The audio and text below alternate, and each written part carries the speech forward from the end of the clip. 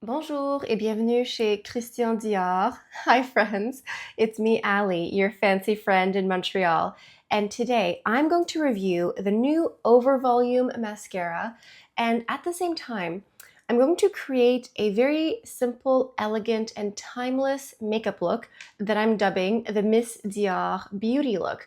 If you look at the Dior website, you see this look all over the place on their website with the different models.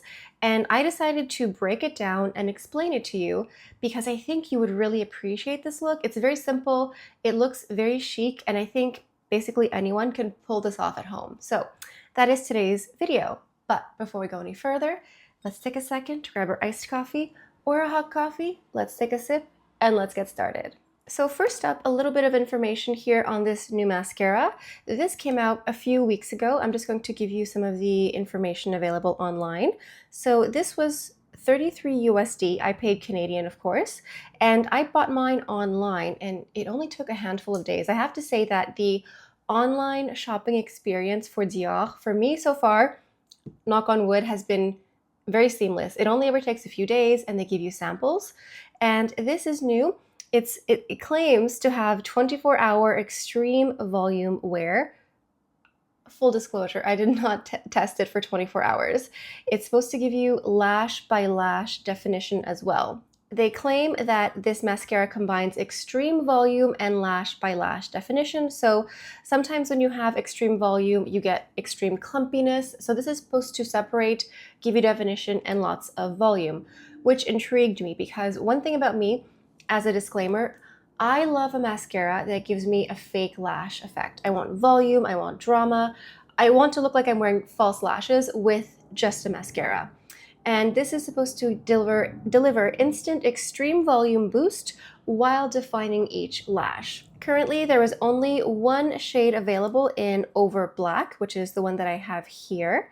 Perhaps I'll go ahead and throw the ingredient list, if I can find it, here on the page. Please go ahead and pause the page right now if you need to read this. I know some people have lots of sensitivities, so freeze this now and read if you need to see for yourself. One thing I'm not certain about is oftentimes their products are refillable, so you have the product here and then you're able to pull out and get a refill. I'm not certain if this is the case for this here. Maybe time will tell. They seem to be on this kick of everything being a refill. So I think what we'll do, we'll go ahead and just do the eyes. We'll do the mascara because the eyes, for this look, it's a very, very simple look. I used the Hourglass eyeshadow primer. That is my preferred eyeshadow primer. Even if I'm not wearing eyeshadow, I like to just dab a little bit of the Hourglass eyeshadow primer. This stops the eyelids from being oily, from being greasy. Also, I have long lashes, play the world's tiniest violin, and sometimes the mascara likes to dot on my eyebrow bone, but with a primer, everything stays in place. So let's go ahead and do this. You'll notice here the wand looks very intriguing. When I saw the wand, I thought it looked like mace. Something about this, it made me think of mace a little bit. It looks a bit like a medieval torture device, but the bristles here are meant to catch, separate, and give you lots of drama. So I'm going to go ahead and apply this on my lashes here with you right now. It says on the website to zigzag, which is correct. This is how I apply all my mascaras, but just in case you're unsure, apply it at the base and zigzag up. And I like to sort of press very lightly upwards just to help curl the lashes a little bit.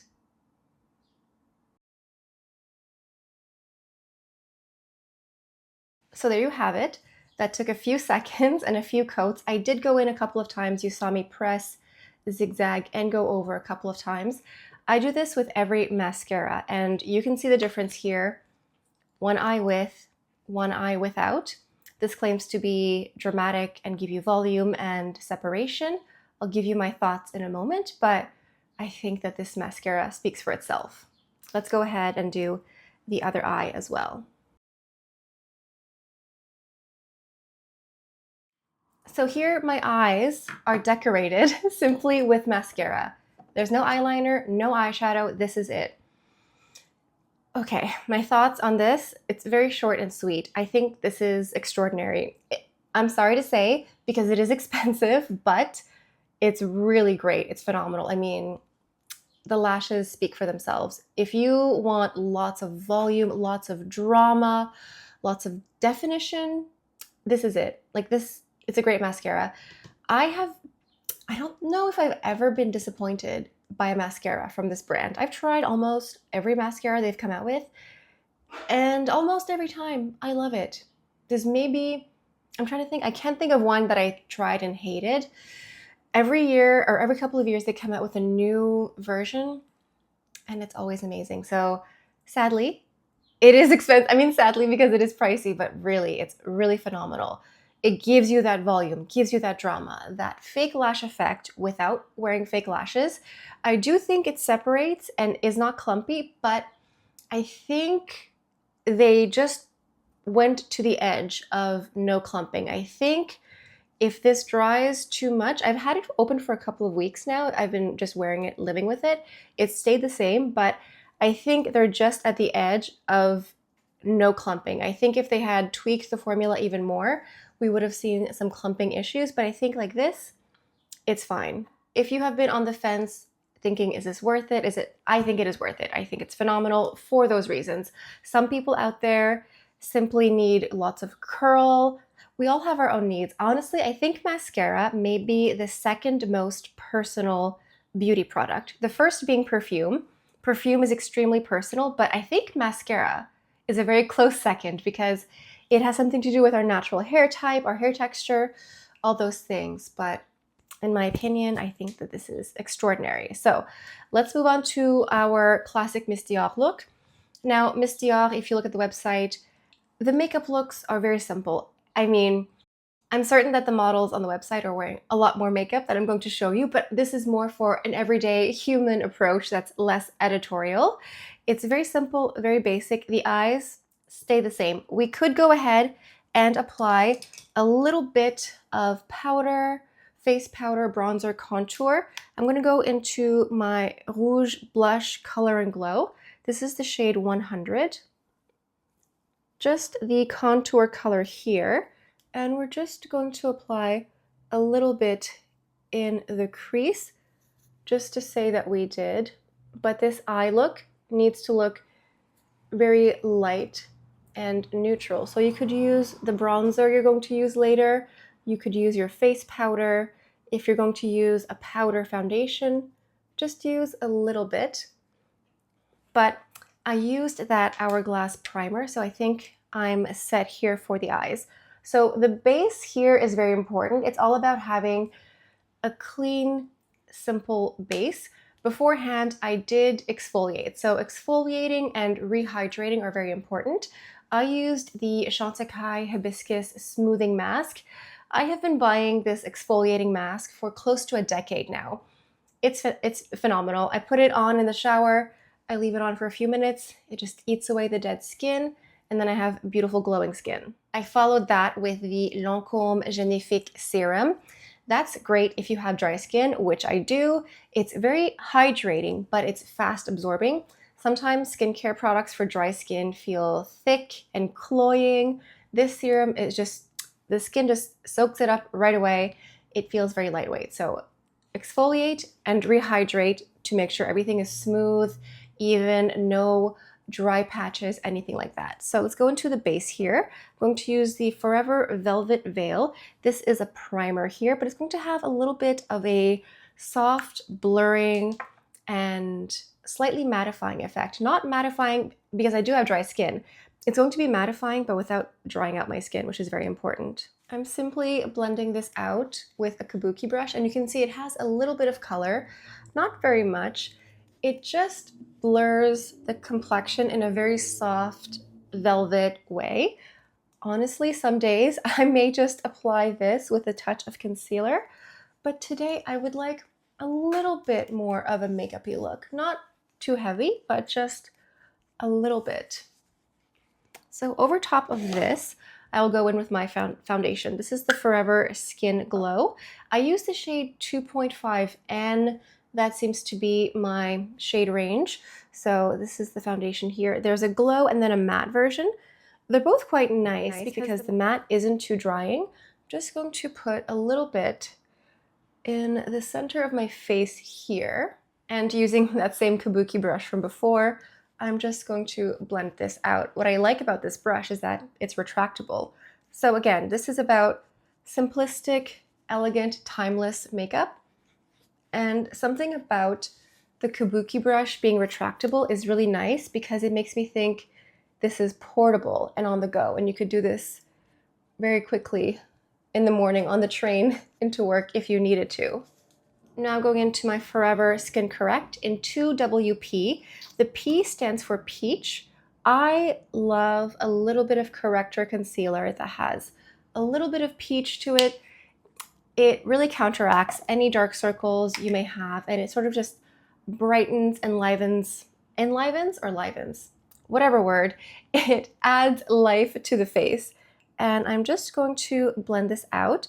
I'm bringing this up here, and then I'm going into the inner corner here just to brighten up the inner corner because there's really no eye makeup going on, but just doing that adds brightness to the inner corner of the eye and makes my eyes look bright and awake. I'm going into the same contour palette from before, just using an angled brush. I'm just going to pick up some of this and sculpt very lightly on the cheekbones and on the temples as well. It's important to use the same powder that you used earlier on the eyes.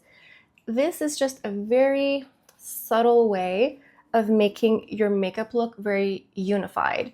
That very subtle marriage of these shades on the cheek and the eye, no one will notice what you've done.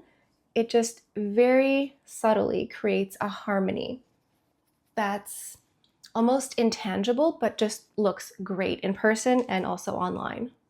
For the blush, I'm going into this shade called 459. It's a slight satin finish and it's a bestseller.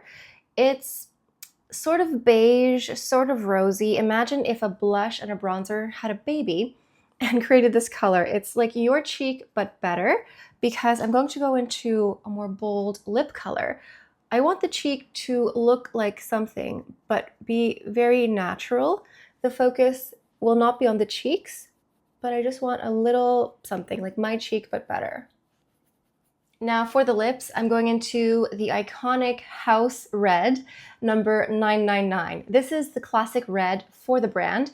It's a classic red, slightly warm leaning. I think I may match with my shirt today. And if you're unsure about wearing a red lip color, this 999 lip color here, this one is a satin finish. This is a miniature version. This is it here. But they actually make this across the board. So if you want a satin, a matte, a liquid, a lip gloss, a lip balm, I'm quite certain they make this shade in every finish you could imagine.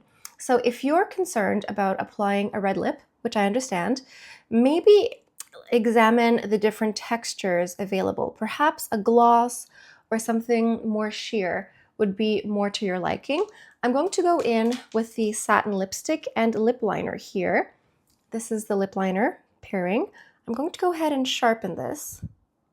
Taking the lip liner, I'm going to fill in my lip completely.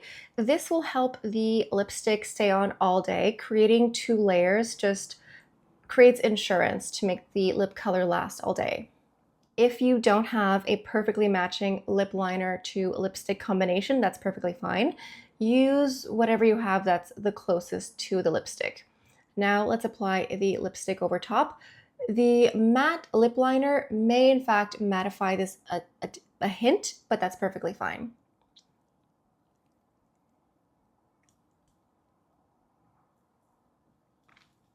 Here you have it, the classic Miss Dior Beauty look. And now every time you go on their website, you're going to see this look everywhere. Across the board, someone is wearing this makeup look, often in the makeup and beauty category, but even if you adventure into the fashion and accessories side, the models are wearing something similar to this. Oftentimes they'll swap the lip color, it'll be something else. I love the classic 999. It's very beautiful, very chic. But now that I mentioned this, you're going to see this everywhere. And in order to finish the look, we need to add a fragrance. I'm going to go into the Miss Dior. This is the beautiful perfume version that came out, I think last year or the year before. It's really lovely. I bought this and I'm about halfway. I really love this one. But like I stated, perfume and mascara are probably the two most personal beauty items. It's really hard to judge sometimes, but in my opinion, I think that this mascara is really worth it. It's great. Like, it does exactly what it says it's going to do. It says it's going to be over volume. Yeah, lots of volume and lash by lash definition. I think so. I think it does exactly what it says it's going to do. So I'm very confident in recommending it. I'm so happy that I bought it, and I can see myself buying it again.